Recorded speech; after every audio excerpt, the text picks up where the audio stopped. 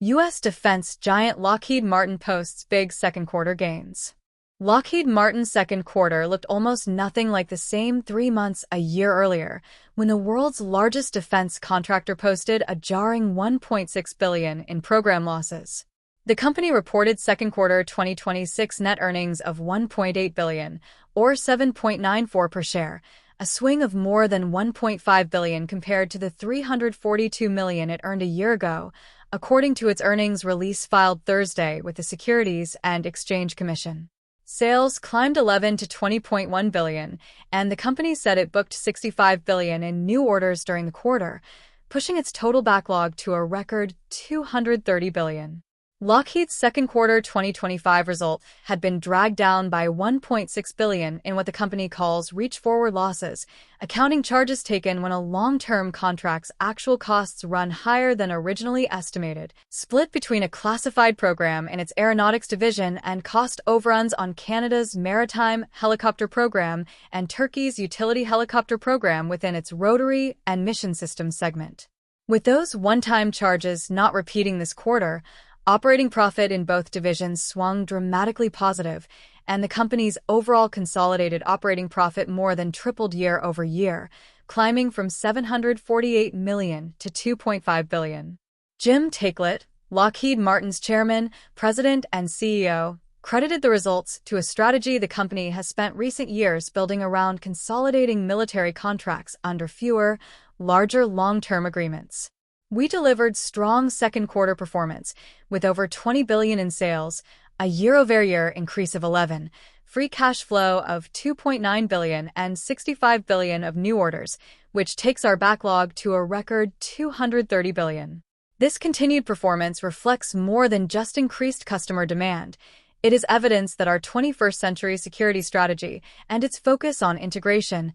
partnerships, and operational excellence is working, resulting in increased business and advancing the security needs of our nation and allies, Taiclet said. The single biggest driver behind that new order backlog surfaced within the quarter itself, when Lockheed converted a framework agreement into a binding contract with the Missile Defense Agency for THAAD interceptor production. Terminal High Altitude Area Defense is a ground-based missile defense system designed to intercept ballistic missiles just before or during their re-entry into the atmosphere, protecting deployed U.S. forces and allied territory from medium and intermediate-range threats, and the system saw real combat use during this year's conflict with Iran. The Missile Defense Agency's $35.3 billion, 7-year contract, formally awarded in late June, commits Lockheed to nearly quadrupling THAAD production, ramping annual output from roughly 96 interceptors to 400, with work spread across facilities in Dallas, Texas, Sunnyvale,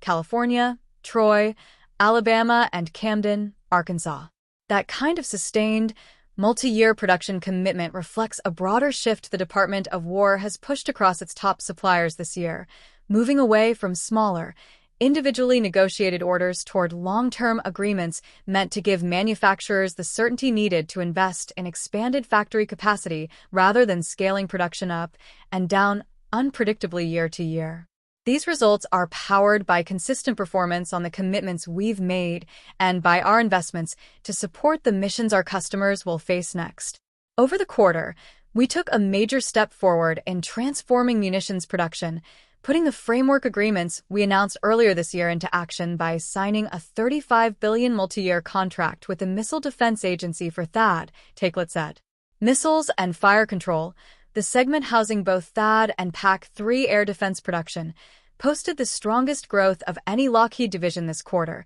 with sales up 19 to $4.1 billion, driven largely by production ramps on THAAD and the Precision Strike missile program. That segment's operating margin also improved to 14.5%, the highest of any Lockheed business unit, underscoring how central missile defense production has become to the company's overall profitability as global demand for interceptors has surged alongside conflicts in Ukraine, the Middle East, and heightened tension in the Indo-Pacific. Taiclet also pointed to Lockheed's rapid development of a new counter-drone system as evidence the company can move faster than its reputation for slow-moving, multi-year weapons programs might suggest. The company's Sanctum system, an AI-enabled battle management platform designed to detect, track, and engage hostile drones, achieved its first live-fire intercept last month at Yuma Proving Ground in Arizona, where Sanctum's software fused data from FIRTEM R-40 radars to guide a joint air-to-ground missile fired from Lockheed's Grizzly containerized launcher, destroying a Group 3 one-way attack drone. The military's classification for larger fixed-wing drones roughly the size of a small aircraft. Lockheed said it completed the entire integration process, from combining the radar, software, and launcher into one working system through the successful live-fire test, in under 45 days, a timeline the company is holding up as proof its newer, more modular weapons development approach can move at something closer to commercial software speed rather than the years-long cycles that have traditionally defined major defense programs. We continue to innovate at the speed our customers' missions demand, taking our Sanctum counter-drone system from concept to successful live-fire testing in just 45 days by combining a battle manager, radar, launcher, and combat-proven missile into one engagement chain, Takelet said. Lockheed also used the earnings call to reaffirm two international manufacturing partnerships it says are central to expanding weapons production capacity beyond its own factory floors. The company is collaborating with General Motors Defense inside the United States and has struck a separate agreement with German defense manufacturer Rheinmetall to co-produce the Army Tactical Missile System, or ATACMS, in Europe, a long-range precision strike missile that has become one of the most requested American weapons among NATO allies rebuilding their own stockpiles. Those partnerships arrive as Lockheed simultaneously pursues its previously announced acquisition of Ultra Maritime, a deal the company's guidance table notes explicitly has not yet been factored into its full-year financial outlook pending regulatory approval and deal completion. Buoyed by the quarter's results, Lockheed raised its full-year 2026 guidance, now projecting sales growth of approximately 8%, segment operating profit up 28%, and free cash flow exceeding $7 billion, up from a prior forecast of $6.5 billion to $6.8 billion issued in April. With a $230 billion backlog now locked in and major production ramps underway across THAAD, PAC-3, and the Precision Strike Missile Program, the quarter Lockheed just reported reads less like a single strong stretch and more like a company positioning itself for a sustained run at the center of America's missile defense buildup.